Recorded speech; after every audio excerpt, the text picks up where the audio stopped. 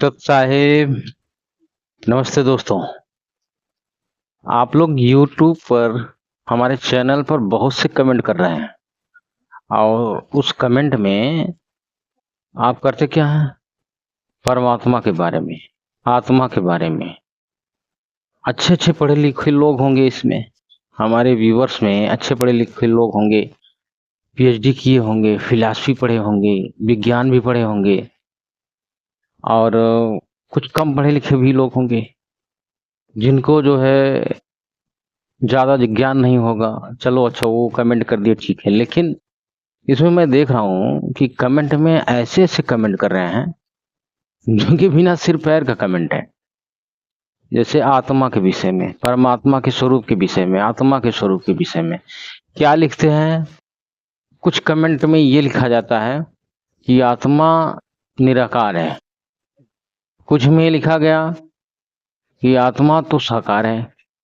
कुछ में लिखा गया आत्मा न तो साकार है न तो निराकार है, एक अलग ही है।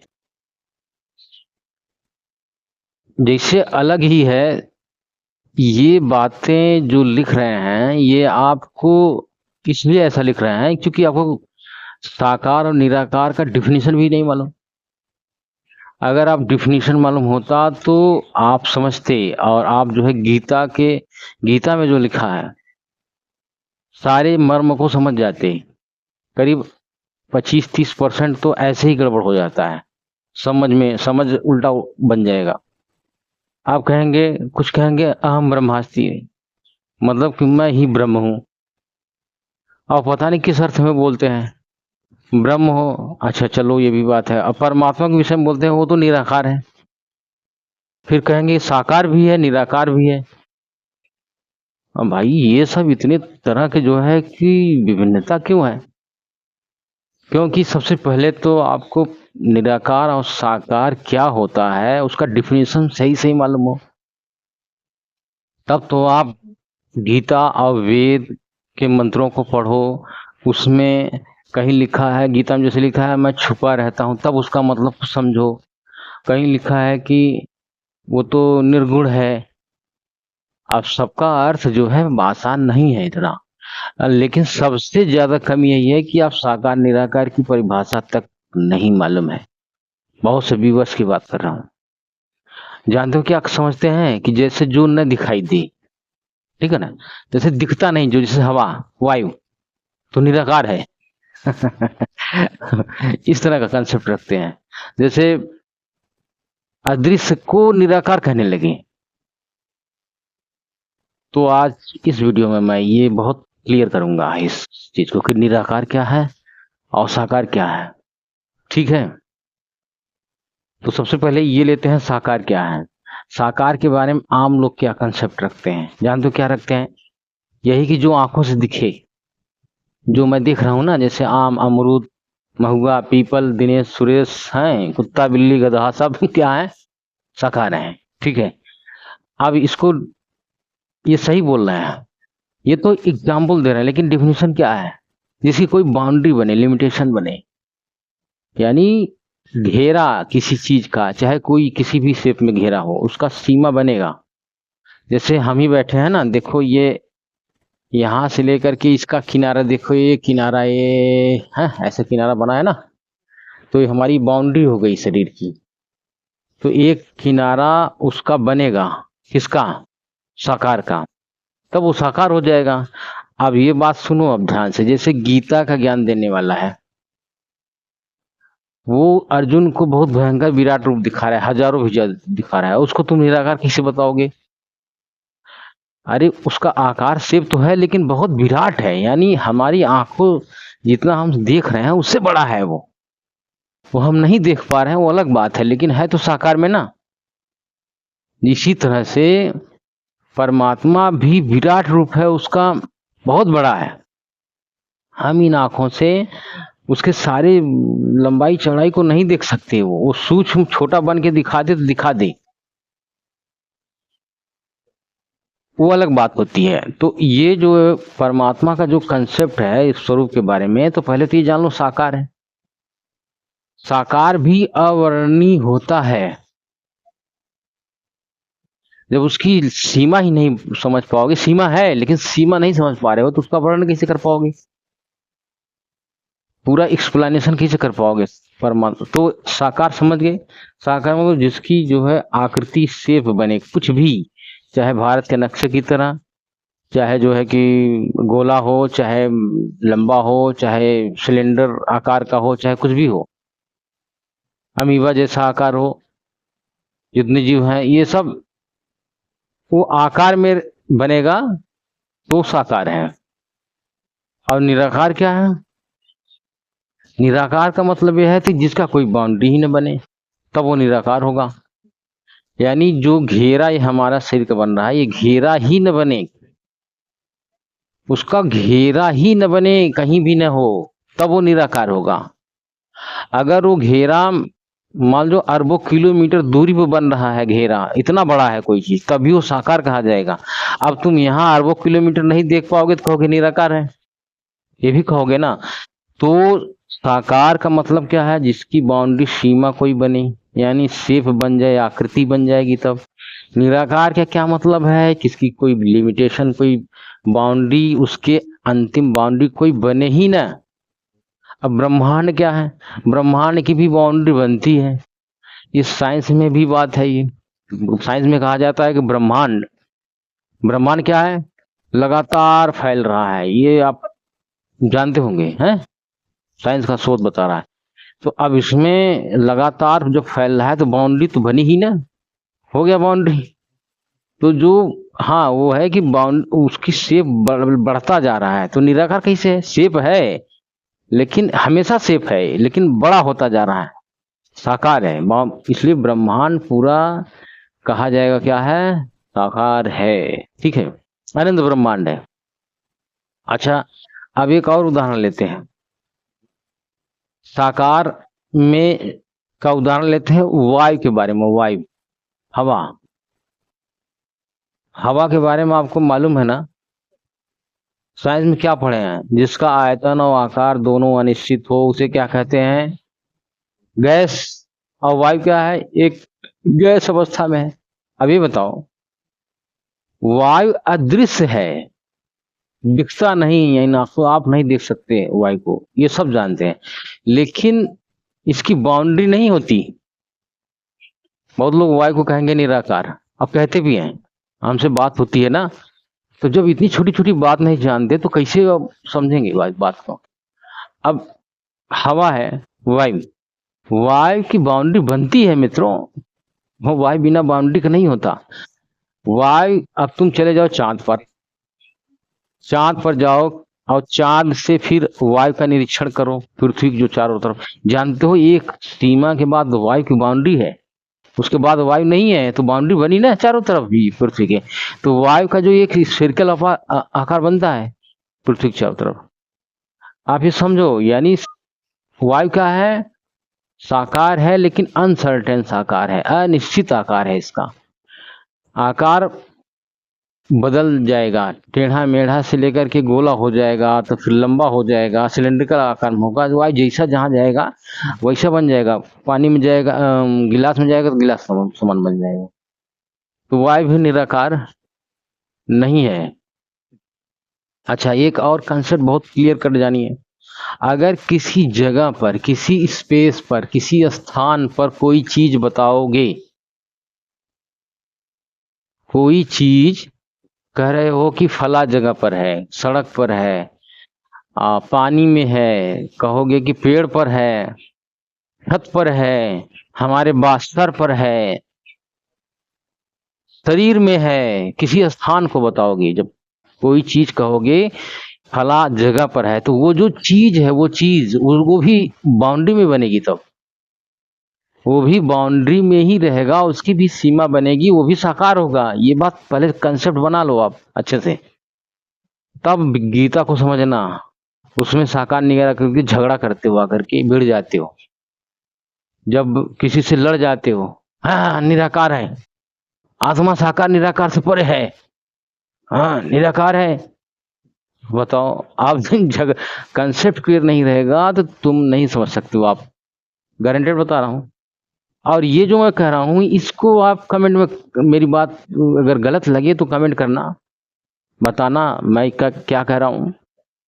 किसी स्थान को बताओगे, किसी एक जगह कोई चीज बताओगे, तो जो चीज वहां रहेगी उसकी बाउंड्री बनेगी। I am right? उसका कोई बाउंड्री अवश्य बनेगा, तो क्या हो जाएगी, वो साकार कही जाएगी, न तो निराकार। निराकार नहीं कह सकते उसको। निराकार हमेशा जो है उसकी बाउंड्री कभी नहीं रहेगी, तो वो सर्वव्यापी हो जाएगा। कोई भी निराकार चीज सर्वव्यापी होगी। सर्वव्यापी चीज एक ही शक्ति है, जो परमात्मा की वो शक्ति है, उसको परानंदनी शक्ति कहते हैं, राष्ट्रीय शक्ति कहते हैं, राजेश्वरी शक्ति कहते हैं। उस शक्ति का नाम, वो परमात्मा की शक्ति है। वो उसकी कोई बाउंड्री नहीं है। वही शक्ति सारे ब्रह्मांडों को कंट्रोल करती है। उसको परमात्मा ने अपने वाणी से जैसा कहा वैसा एनर्जी वो काम करती है। ये जान लो कि जो परमात्मा की जो वचन शक्ति है, उससे नॉन लिविंग चीज, लिविंग चीज सब वर्क करते हैं। जैसा उन्होंने कहा वैसा ही ब्रह्मांड चल रही है। अपने आप ये ब्रह्मांड समाप्त होगी, अपने आप जो है बनेगी, और नाम किसी और का लगेगा, हमारा लगेगा कि हाँ मैंने ये खत्म कर दिया। नाम ये लग जाएगा कि ब्रह्मा विष्णु शंकर जी ने खत्म कर दिया, हाँ दुर्गा जी ने ये सब नष्ट कर दिया, उनका नाम लगता है। ये जो सिस्टम है वो चल रहा है उस परमात्मा के वचन से, पावर से। अच्छा ठीक है, अब यहाँ निराकार और साकार, शायद आप कंसेप्ट आपके अंदर ही घुसा होगा। यदि आपको मेरी बात गलत लगती है तो आ जाओ कमेंट में, आप जो है मेरा खंडन करो। और कमेंट में आप जबरदस्ती खंडन मत करना। अगर आप बोलते हो कि आप गलत बोल रहे हो, ऐसा बोलते हो कमेंट में, बस गलत बोल करके भाग गए ऐसा तो कमेंट करते हो तुम। कमेंट ऐसा ना करो। कमेंट ऐसा करो कि गलत बोलते हो तो एक्सप्लेन करके बताओ क्यों गलत बोलते हो। जैसे मैंने एक्सप्लेन किया ना, निराकार क्या है, साकार क्या क्या है। अब साइंस के आधार पर कर रहा हूं तो कैसे झूठ बना दोगे? बना दोगे? नहीं बना पाओगे। साकार क्या चीज है? किसी स्थान पर कोई चीज बता दोगे, फिर से किसी जगह पर कुछ भी बता दोगे तो उसकी बाउंड्री ऑटोमेटिक बन जाएगी भाई, और वो हो जाएगा साकार। किसी जगह पर किसी गिलास में कुछ डाल दोगे, गिलास में कह दोगे कोई चीज पड़ा है, कहोगे निराकार है, ये हो सकता है? नहीं होगा। वो अदृश्य हो सकता है लेकिन उसका आकार बनेगा, उसकी बाउंड्री बनेगी। अब देखो, हाँ अच्छा, शरीर में है भैया, तो शरीर बाउंड्री में है, साकार है, उसमें आत्मा रहेगी, उसकी बाउंड्री नहीं बनेगी? कभी सोचा है? ये तुम बोल सकते हो एक बार कि नहीं दिखता है, चलो ठीक है अदृश्य है, लेकिन ये भी अब बात गलत है। एक आत्मा दूसरी आत्मा को देख सकती है, तभी तुम अपने पापा को देखते हो, अपने पूर्वजों को देखते हो, सामने आ रहे हैं। हाँ का तो नहीं है, वो नहीं है, वो तो सूक्ष्म शरीर है। देखो, सूक्ष्म शरीर उस आत्मा के चारों तरफ होता है। आत्मा निराकार कैसे है? शरीर में है, उसकी बाउंड्री नहीं बनेगी। हाँ ये है कि तुम कहोगे ज्योति स्वरूप है, कुछ कहेंगे बिंदु स्वरूप है, ये मैटर अलग हुआ, लेकिन है तो आकार में। अगर ज्योति बोलोगे तो भी आकार में है, कितना भी सोच बताओगे आकार बन जाएगा वो। समझ रहा ना? तो अब सत्यलोक में आत्मा परमात्मा बताते हैं कि सब वहां आहार करते हैं, सबके सिर पर मुकुट है, और कबीर साहब की वाणी है, वो तो मैंने दिखाया आपको। अब तो अब ये तो मैं एक्सप्लेनेशन इसलिए कर रहा था कि जैसे आप लोग कमेंट करते हो ना, इसका उत्तर है ये, सभी लोगों का सामूहिक उत्तर है ये। अब मुसलमानों को देखो, आम मुस्लिमों को क्या होता है, परमात्मा सातवें आसमान पर है। कहाँ है? सातवें आसमान पर खुदा है। अरे मेरे भाई, सातवें आसमान पर खुदा है, तो ये बताओ कि वहां पर, यहाँ से हट करके दूर बता रहे हो, कहीं ना एक जगह बता रहे हो, वहां पर खुदा रहेगा तो बिना बाउंड्री का रहेगा वो? आसमान तो खुद एक बाउंड्री हो गया, सर्वव्यापी तो सिद्ध ही नहीं हो रहा है, तो एक जगह बता रहे हो। फिर कहते परमात्मा तो बेचून है। अब इस जानते क्यों बताओ? क्योंकि दिखता नहीं। इसके आधार पर अब बताओ, वो छुप भी सकता है, मोहम्मद साहब जब गए थे 7वें आसमान पर, तो वहां जानते हो उन्होंने देखा नहीं था अल्लाह को। कह रहे थे अल्लाह को मैंने नहीं देखा। और उसके बाद उनको नमाज रोजा बंग उसने बता दिया। और जानते हो कौन था वो बताने वाला? यही ब्रह्म, यही काल भगवान जो गीता का ज्ञान दिया, वही था जो छुपा रहता है। इनको भी दर्शन नहीं दिया, उनको वहां से ऐसे बताकर बता दिया। वो तो किसी के सामने आएगा नहीं, लेकिन दिखता नहीं, वो तो उसकी मर्जी है, वो नहीं दिखता। सिर्फ अर्जुन को लेकिन दिखा दिया था वो भयंकर रूप अपना। तब जानते हैं साकार है वो। अब जो कहता है मैं छुपा रहता हूं ना, इस वजह से कहता है। अब ये बात, इतनी बातें उदाहरण सहित क्यों मैं बता रहा हूं? क्योंकि आपको दिमाग में घुस जाए कि परमात्मा निराकार नहीं है। परमात्मा निराकार नहीं है। अब मैंने गीता गीता के अनुसार है, और वेद में भी लिखा है परमात्मा दिव्यलोक के तीसरे पृष्ठ पर है। वो भी दिखा दूं? दिखा दूं? नहीं तो आप लोग फिर लफड़ा करोगे। चलो दिखा देता हूं आपको। प्रमाण मैं दिखा रहा हूं। प्रमाण ऋग्वेद मंडल नंबर 9 सूक्त 54 मंत्र 3। यह संस्कृत में लिखा हुआ है। अब इसका मैं हिंदी अर्थ पढ़ रहा हूं। सूर्य के समान जगत प्रेरक यह परमात्मा सौम्य स्वभाव वाला जगत प्रकाशक है, और सब लोगों को पवित्र करता हुआ संपूर्ण ब्रह्मांडों के ऊर्ध्व भाग में वर्तमान है भी वर्तमान है। अब ये ऊर्ध्व भाग में कर रहा है संपूर्ण ब्रह्मांडों के। ये तो एक जगह बताया इसने, तो फिर परमात्मा जो है एक जगह है तो निराकार कैसे होगा? ठीक है, अगला हम दिखाते हैं। अब देखिए अगला मंत्र है, ये है ऋग्वेद मंडल नंबर 9 सूक्त 87 मंत्र 27 है। ठीक है, ये देखिए संस्कृत श्लोक है इसका। और उसके बाद फिर इसको पढ़िए। प्रेम की वे सैकड़ों धाराएं जो नाना रूपों में स्थित को लाभ कर रही हैं, वे परमात्मा को प्राप्त होती हैं। प्रकाश पुंज परमात्मा को देखा ना, प्रकाश पुंज की तरह है परमात्मा। बुद्ध वृत्तियां विषय करती हैं जो परमात्मा दिव्यलोक के तीसरे पृष्ठ पर विराजमान है। देखिए अब दिव्यलोक माने अविनाशी लोक के तीसरे पृष्ठ पर विराजमान है, और प्रकाश स्वरूप है, यानी वो प्रकाश की जो है बना हुआ है, उसका शरीर प्रकाश का बना है, उसको बुद्ध वृत्तियां प्रकाशित करती हैं। तो अब यहाँ मेन चीज है कि दिव्यलोक के तीसरे पृष्ठ पर विराजमान है, तो फिर एक जगह बताया जा रहा है परमात्मा को, तो फिर वो साकार हुआ ना। हाँ, एक स्थान में बताया गया, इसलिए वो साकार हो जाएगा। ये देखिए ऋग्वेद मंडल नंबर 9 सूक्त 82 मंत्र 1। देखिए पहले ये मंत्र 1। जो सर्वोत्पादक प्रभु प्रकाश स्वरूप सद्गुणों की वृष्टि करने वाला, पापों को हरण करने वाला, वह राजा के समान दर्शनीय है, दिखता है। ठीक है, वह पृथ्वी आदि लोकांतरों के चारों ओर शब्दायमान हो रहा है। वह वर्णी पुरुष को जो दृढ़ भक्त हैं उसको पवित्र करता हुआ प्राप्त होता है। जिस प्रकार विद्युत स्नेह वाले स्थानों को आधार बनाकर प्राप्त होता है, उसी प्रकार उक्त गुण वाले परमात्मा ने इस ब्रह्मांड को उत्पन्न किया। ये सुप्रीम की बात हो रही है, जो सर्वोत्पादक प्रभु यानी पूर्ण ब्रह्म की बात हो रही है। कैसा है? राजा के समान दिखता है। और वर्णी पुरुष को मिलता है, वह कैसे आता है? देखो, आता आने की बात लिखी है। जैसे कैसे आता है? जिस प्रकार विद्युत स्नेह वाले स्थानों को, यानी बिजली जो गिरती है वो ऐसे स्थान पर गिरती है जहां ठीक लगे गिरने, आधार बनाकर प्राप्त होता है, उसी प्रकार उक्त परमात्मा। तो इसी तरह से परमात्मा क्या है? वर्णी पुरुष को मिलता है, अच्छी आत्माओं को मिलता है। जैसे गुरु नानक को मिले, धर्मदास को मिले, रैदास को मिले, मलुकदास, घीसा साहब इत्यादि आत्माओं को मिले, गरीबदास जी को मिले। तो इस तरह से परमात्मा मिलता है।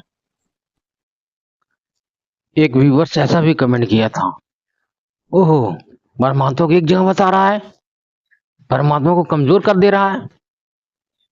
परमात्मा एक जगह सतलोक में रहता है, द्व्युलोक के तीसरे पृष्ठ पर राजा के समान है। अब उसको ये परेशानी खड़ी हो गई, उसका अड़ंगा यहाँ से था, अब वो सोच रहा है सर्वव्यापी होना चाहिए, कण कण में व्याप्त होना चाहिए। अरे कण कण में वो पावर से व्याप्त तो है, कण कण में उसकी विद्यमान तो है, उसकी लिमिटेशन नहीं है। वो राजेश्वरी शक्ति, परानंदिनी शक्ति उसके नाम है। अब उसको ये बात समझ में आई, मुझसे भिड़ गया। अब मैं उसको दिखा रहा हूं, उसके बाद भी नहीं मान रहा है। कहा कण कण में परमात्मा विराजमान है, कण कण में व्यापक है, बात सही है, लेकिन कैसे व्यापक है ये तो जानता ही नहीं। तू कहाँ भिड़ रहा है मुझसे? अब अब वेद की बात लिखी है तो वेद को हम कैसे झुटला दें भैया? द्व्युलोक के तीसरे पृष्ठ पर एक जगह बता रहा है तो हम क्या कहेंगे? जगह रहता है, वहां रहता है, वहां से चलकर आता है, ये भी लिखा है। वह अच्छी आत्माओं को मिलता है और ससरी चला जाता है। वो कबीर देव है, लिखा हुआ है उसमें। हम क्या करें? तो जबरदस्ती हम बता दें अपने मन से? नहीं बताएंगे। अब कमेंट करते हो तो शास्त्रों के अनुसार करो, या तो कोई साइंटिफिक कारण दो। साइंस जो है सुपर डुपर तर्क दो, यहाँ पर वही चलेगा। मेरे यूट्यूब चैनल पर ऐसे चलता है। और जो मैं तर्क देता हूँ उसका खंडन कर दो, इसमें क्या दिक्कत है? कर दो खंडन। अब क्या मैं कौन सा जो है बहुत बड़ा दुनिया का ऐसा है हूँ कि शख्स की जो मेरा खंडन नहीं हो सकता? मेरा भी हो सकता है। जो सही चीज बता रहा है, सारी चीजों पर खरा उतर रहा है, उसकी पूजा होती है, समझ गए? वो कौन है? वो तत्वदर्शी संत रामपाल जी महाराज ने। तुम्हें चिढ़ होती है, बहुत कष्ट होता है, कमेंट में आकर जब कहते हो ना, मैं समझ जाता हूँ। लेकिन जब मैं कारण पूछता हूँ ना लॉजिक देने के लिए, तो 2 कौड़ी के लॉजिक देते हो, गिरे घिसे पिटे। तुम्हें फायदा क्या है पढ़ाई लिखाई का? अपने पीएचडी करने का क्या फायदा है जब तुम्हें आप लॉजिक नहीं देते हो अच्छे से? तो लॉजिक दो, सुपर लॉजिक दो मित्रों। और मैं कहीं भाग नहीं रहा हूँ, यही हूँ। कमेंट पर आप खंडन करो मेरा कि निराकार की परिभाषा में गलत बता रहा हूँ, साकार की परिभाषा गलत बता रहा हूँ, या फिर कोई भी कंसेप्ट जो मैं बता रहा हूँ वो गलत है, वो आप सिद्ध कर दो। अब फिर मत बोलना कि परमात्मा आत्मा निराकार है, आत्मा शरीर में है। शरीर में है तो उसकी बाउंड्री बनेगी, क्योंकि शरीर बाउंड्री वाला है, इसकी सीमा है, आकार में है। उसमें कुछ भी चीज डालोगे उसकी सीमा बनेगी, वो आकार में हो जाएगा। और ये कारण है, शरीर आत्मा से जब शरीर से निकलती है, आत्मा से निराकार नहीं हो जाती, यानी इस ब्रह्मांड में थोड़ी विलीन हो जाती है, उसका बाउंड्री रहित हो जाएगी, ऐसा नहीं होता। बाउंड्री में ही रहती है। तभी सूक्ष्म शरीर में रहता है, तभी यमलोक जाती है, तभी वो आकार में रहती है, उसी हूबहू रूप में रहती है जैसे मैं दिखता हूँ। मैं अपने रूप में रहूंगा, वहाँ फैसले होते हैं, वहां से फिर नरक में आती है, स्वर्ग में जाती है, शरीर में आती है। अरे यार सिंपल सी बात है, अगर तुम निराकार कह दोगे तो आने जाने वाली बात तो खत्म हो जाएगी बात ना। आत्मा निराकार थोड़ी है भाई, बात समझो। निराकार आत्मा को तो ये तो तुम गरुड़ पुराण को गलत बता दोगे, सारी चीजें गलत हो जाएंगी तब तो। वहां पर जो लिखा गया है, बताई गई हिंदुइज्म की सारी किताबों को तुम फेक साबित कर दोगे तब तो। आप कहोगे सूक्ष्म शरीर जाता है, सूक्ष्म शरीर ना, सूक्ष्म शरीर आत्मा के चारों तरफ होती है, उससे सही जाता है वो। कमेंट खूब करो, प्रश्न खूब करो, जितना आपको करना है। भाषा अपना ख्याल रखना, आप शुद्ध तरीके से बोलना, वरना कमेंट रिमूव, ठीक है?